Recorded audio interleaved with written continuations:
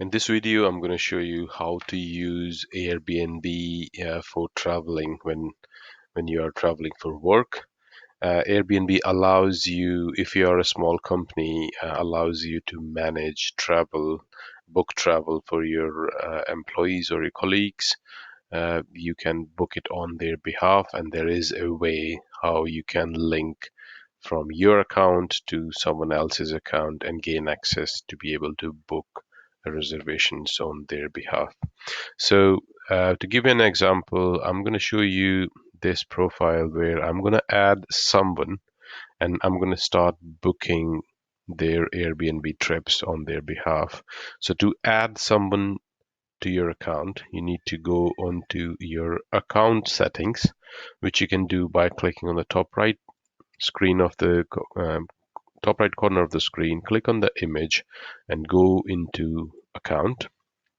And then when you scroll down, you will see travel for work. Click on travel for work. And then you will see two options, work email and booking permissions. To add someone, click on manage in front of booking permissions.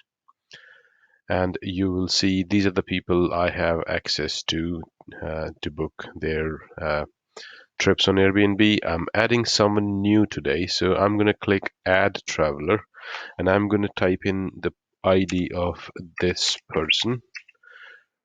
Let me just type it in.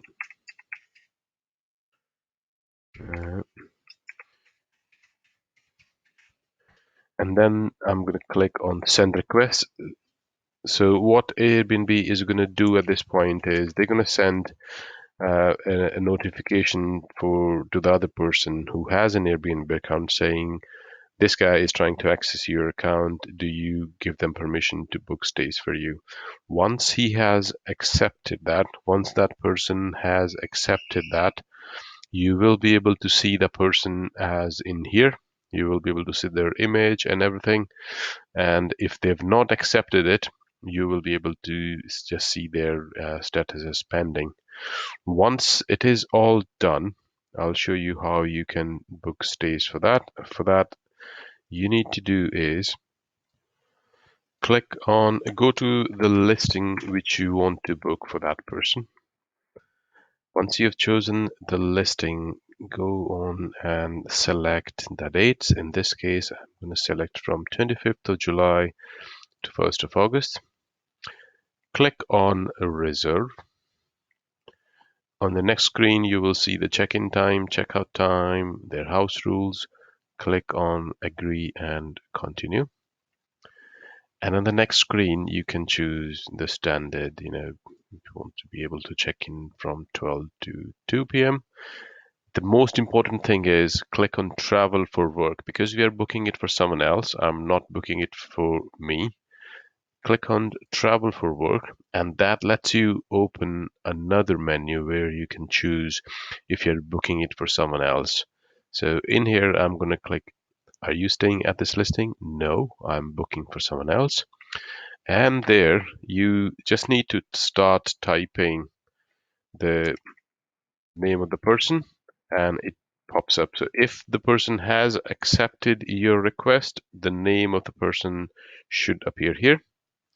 And that's it. So I've chosen to book for this person. So what's going to happen is once this booking is confirmed, all the communication from the host and the complete information about the stay will be visible to me and to my colleague who I've booked the stay for.